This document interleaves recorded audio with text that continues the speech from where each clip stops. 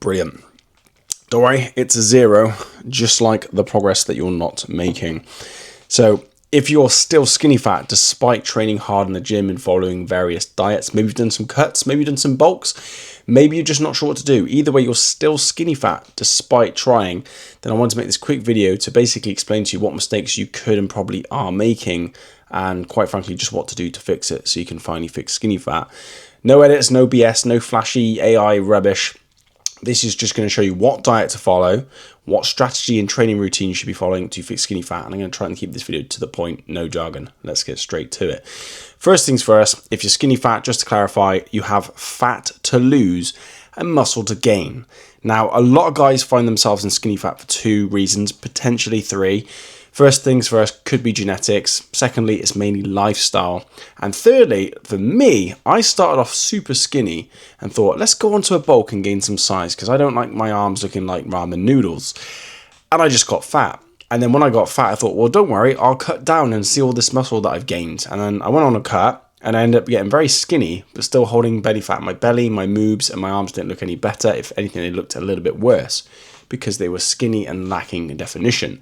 So bulking and cutting kind of made me skinny fat. And I do hear this a lot from a lot of guys.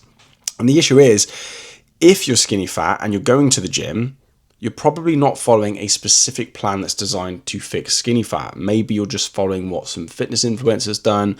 Maybe you're getting your plans and advice from AI and it's not specific or contextual to the results you're trying to get. Maybe you're just missing something that you need specifically to lose body fat and gain muscle. Now, I've been training since I was 14. I've just turned 34. Happy birthday to me. Hit the like button for my birthday, please. So I turned 34 recently, hence the 0 alcohol. And what I've realized in that time is it's taken me so long to build a physique. And that's because I made several mistakes because there's so much information out there online that can just quite frankly throw you down the rabbit holes, give you misinformation. And let's be really honest here, the fitness industry is going to be pretty boring. Oh, calories, oh, training, so people are going to go, right, let's just make something up. Don't drink coffee before your workouts unless you have a sandwich, because then you'll go catabolic, and the only reason your arms aren't 22 inches is because you're not using my wrist wraps. Like, people just come up with absolute silly little things, be it cold plunges, wake up at 4 a.m. so you're knackered all day. That's great for testosterone. Like, people just make things up to make it sound interesting. So look, let me cut through the noise. Instead of doing a bulk and eating excessive food and slowly getting fatter and hoping to gain muscle, which is not going to work for skinny fat guys, and even if you manage to do that, you're going to have to do a massive cut at the end of it. And instead of going on a typical traditional cut like most guys do, where you think to yourself, right, time to go on a cut, I'll eat less food, give me the chicken, broccoli and rice, no this, no that, I'll do loads of cardio and I'll lift weights to get toned. What's going to happen is you're going to lose more muscle because you're in a deficit, so you're already in a catabolic state, so your body's breaking down. And if you're doing lots of running and you're eating too much food below your maintenance, you're just going to waste away. You're going to look like the smaller version of skinny fat. So what's the solution? Very, very simple. We're going to do a recomposition. Okay, it's literally what it says in the name. It's to lose body fat and keep muscle and potentially gain it. But there's a few ways you're going to want to go about this to guarantee that it works for you, because if you Google or ask ChatGPT to try and say, hey, how do I do a recomposition? It's going to tell you to eat at maintenance, get stronger, which is not wrong and it's not bad. But if you're at maintenance, it's not definitive enough. If your calories are a little bit over, you end up being into a bulk. And if they're a little bit below, then, you know, that's probably better off than hitting maintenance. The way I always opt to do recompositions, and the way I've done it for my clients over the years, is we aim for a small calorie deficit. Not a massive one, but a smaller one. Because, and trust me, I know about small ones. I'm joking. I'm not even going to edit that out. So, you know, small ones are great, man. Trust me. If it's a small calorie deficit, you're going to get a plethora of benefits. I'm going to break this down really quickly. It's easier to stick to longer term. The deficit means that you're going to lose fat and not muscle, because the bigger the deficit, the more likelihood of breaking down muscle tissue. You're going to have more energy, which means better performance in the gym, which means more likelihood of overload, which is good for keeping muscle, but it's also good for gaining muscle as well. So a small calorie deficit to start with, because your body will get used to it, is absolutely vital. And the way you can work this out, as always, I always provide a free nutritional blueprint. Maybe it's here, maybe it's there, I don't know. It's on the screen. It's free, okay? Some guy had a massive go at me in another video like, oh, you're trying to sell me it. No, it's free.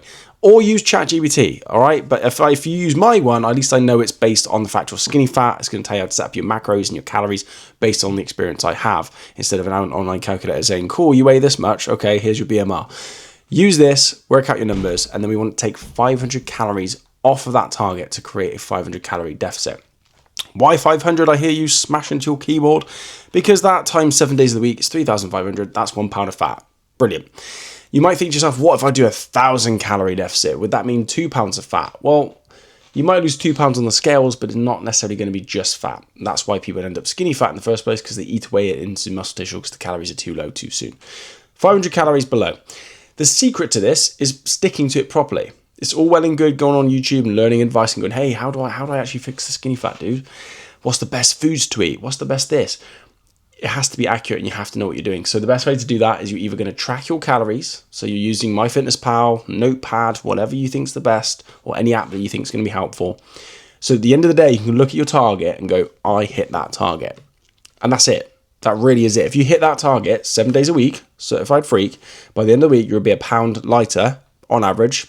And because the deficit's not too low, and because the protein's going to be nice and high, that'd be body fat, not muscle loss. That's the diet side of things. You're going to track it, or if you don't want to track it, build a meal plan yourself. Don't ask someone else where they just go, oh yeah, Ezekiel bread, tin of fish and a rice cake, chicken, broccoli and rice. Good luck sticking to that for fucking 12 months. It's just not going to work.